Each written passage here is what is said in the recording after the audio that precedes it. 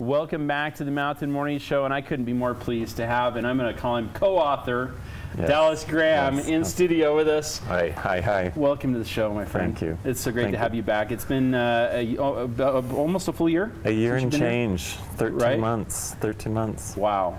Yeah. Well, I am excited to have you back and to give us an update on the project. So first of all, for folks who didn't get to see you last time, will you talk about it a little bit and tell us what you've been doing, and then we'll talk about some of these books. You bet. Last year we were funded on Kickstarter, and we started this project where I was going to go around to each state and create original children's books with children with critical illnesses. So our tagline is 50 books, 50 children, 50 states.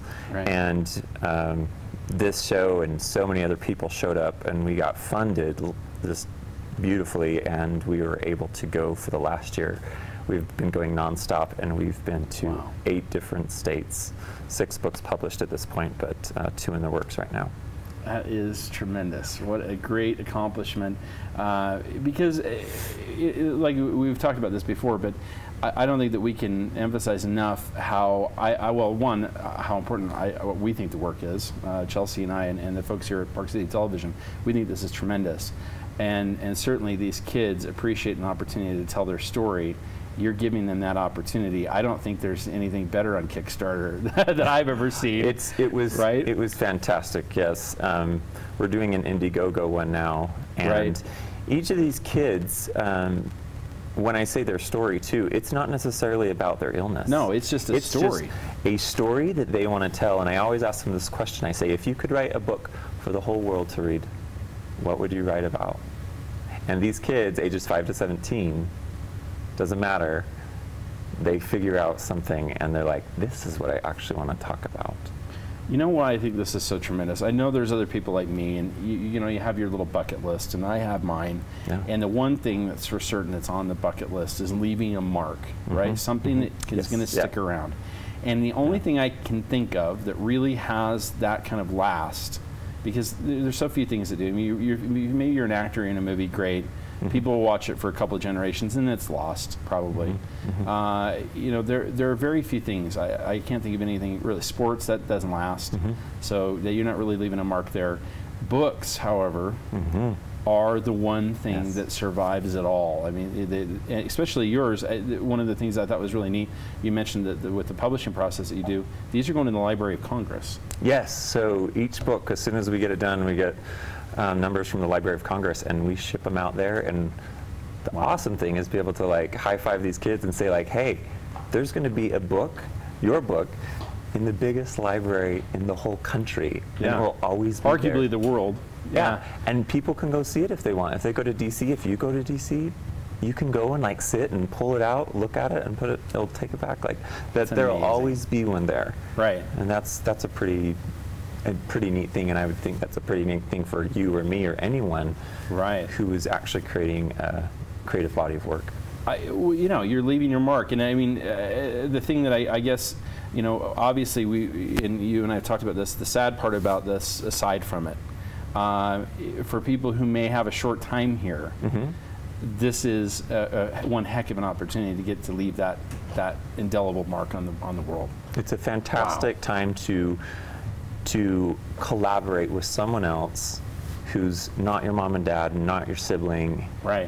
This is a person who's just coming to meet you and is actually very interested in you and interested in what you have to say and wants the best to come out of it. And so I think that kind of energy that's being produced between me and the creatives, and eventually after the 50, we want this to be happening with people all over the country, people like myself getting involved with the work with children and creating these amazing books, because there's lots of people who can do this. There's lots of good hearts, and there's lots of children. So we have a definite plan, and that's why the support has been so amazing. It just is going to have to keep continuing, because eventually we're going to blow the doors off this thing, and we're going to yell out to everybody like, hey, we need you all to come and help us. Well, I'm sure people are going to respond to that call. I want to talk about a couple of the books. Because, man, well, let's take this one for a moment, because I just looked at this, which was really great. This was a young man who, his name is, how do I pronounce it? Hezekiah Bowers. Yep. Hezekiah Bowers, who he likes basketball. Yes. Now, as I understand it, he would like to be a pro player. He would like to be a pro player. It's his dream to be a pro player. He plays it all the time out and around with his neighborhood and his friends, and there's a court right by his house. We actually photographed it in another basketball court area where he liked. This is all happening in North Carolina, by the way. And so, yeah, we got to kind of delve into the ideas of practicing, of going out for different sports, of what if you don't make it? You know, what if you're just not really cut out for soccer? Like, do you keep going? So there's these interesting themes that Hezekiah talks about in his book. Really. And of course, let's talk a little bit about Hezekiah. You know, and again, not focusing on the issues of health here, but it would be difficult for him to play to the level he wants to because of he has an issue with his airway, chronic asthma, a very rare form that's physically makes it. I mean, some people are like, I can't play basketball. This is not how this happens for these kids. He's like, it actually, his health impacts how he moves, breathes, and uses his energy. So there's a very real point to this, you know, like I want to play basketball. I want to play it better even. And for a moment, I'm just going to read a couple of lines here. Sure. Because I'm particularly fond of this one. It talks about how he's working pretty hard on this. He says, you're really good at basketball. Why not focus on that instead of worrying about making all the sports teams, asked Red Fred. You have 2 months to slam dunk tryouts, rallied Blackjack. For the next 60 days, Zach made his new court his home court. He dunked, dribbled, sprinted, faked, double clutched, kept his wings up, and triple threaded, but never traveled once. At the end of 60 days, Zach's confidence reached a new level, a reverse double wing slam dunk. It's really neat. The picture. Yeah, I should show that one. It's pretty awesome. So, awesome stuff here. It must be, I can't imagine how the collaborative process has got to be an emotional roller coaster a little bit. Talk to me about that with these kids. Every time I reach the door, the front door of a new family, this new child, I've already been talking to them through Skype. We've already been emailing. They've been doing these creative tasks. But the face-to-face is a whole new level. And I usually find myself saying, Dallas, let go of all your preconceived notions, your ideas of what you think, you know, because you're now entering the world of this family, this child, and the way they're problem solving things is different than what you are. So you really got to take a step back and just respect their space, respect their world, and then delve into it with him with respect. We are not trying to dumb these books down or just give these little kids a pat on the head and say, way to go, you made a book. Rather, we're going to make a book. And this is going to take a lot of work. It's creative work, but it's fun. But you're going to have to work. You're going to have to make decisions. You're going to have to decide this and this and this and this. I'm going to help you throughout all of it. You might get stuck here and there, but that's okay. That's creative work. We can backtrack and we can figure, we're going to be moving around. And it's so fun to get involved into this and to see them, their lights in their eyes, come awake. And suddenly they're learning about photography and art direction and writing and themes and morals to the story, right? We're packaging all of that into this one book so that when an event like Saturday happened, just 2 days ago, we were in Grand Junction, Colorado for our 6th book signing. We had a whole community come together to support this girl. Like over 100 copies sold.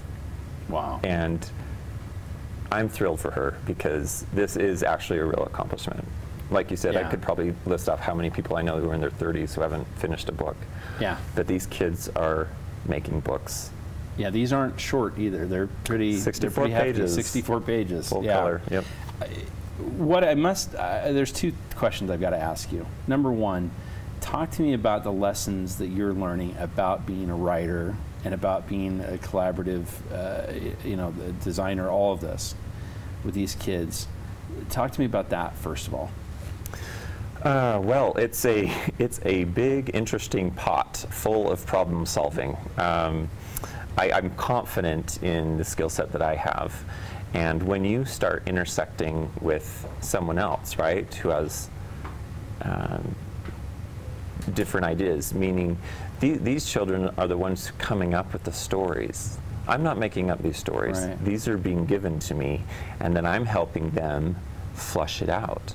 I'm also acting as a copy editor. I'm also acting as an art director, and I'm just helping them shape it up. In the meantime, I'm trying to keep my skills sharpened up, and luckily I have a couple of fantastic people supporting me, actually. Yeah, copy editor, design editor, that I can also like lean up against and say like, okay guys, help me, let's make sure that this is the best book we can possibly make it. So in the one role, I'm doing this with this child, and then in another role, I'm being assisted by a few people who are generously behind, you know, the walls, like, helping me out, making sure these look awesome. Are you a better writer for all of this? I believe I am. Wow. And then you mentioned, and this is an interesting thing too, I've certainly got this from the kids we've met with Make-A-Wish and different places that we've had here. When you mentioned you come to the door and you realize that they're going to have a different way of problem solving. And this is a big thing when you talk about families where there's an illness involved. How much stronger of a person are you for this? Have you learned? What are the takeaways for you when it comes to, you know, life's challenges? I genuinely, honestly, you know, I look at these lessons in the back of each of these books. Yeah, this is one of my favorite parts. I've asked these kids to distill it down, and there's these 2 little lessons. Yeah. And amazing. Couple lines. I generally I say these to myself now. Really? Yeah. Sometimes our dragons help us. That's a good Never one. doubt yourself.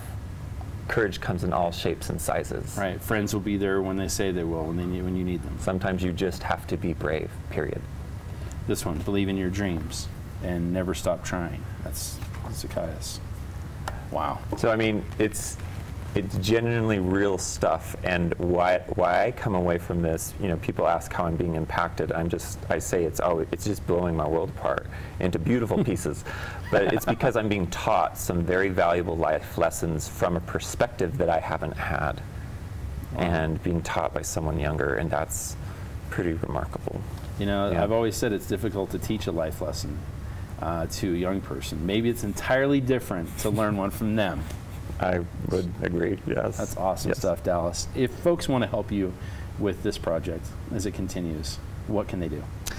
Thank you for asking. We are in the middle of a crowdfunder right now, a second round, kind of like last year, like Kickstarter, but now we need to get more funds so we can do more books.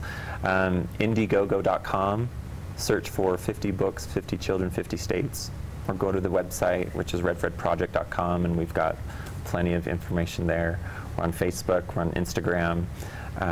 You can just search for Red Fred Project and you'll find all sorts. Lots of stuff comes up. It's basically that word, Red Fred Project, or 50 books, 50 children, 50 states. That will bring you to where we could most use your help. But we were funded at a very grassroots level.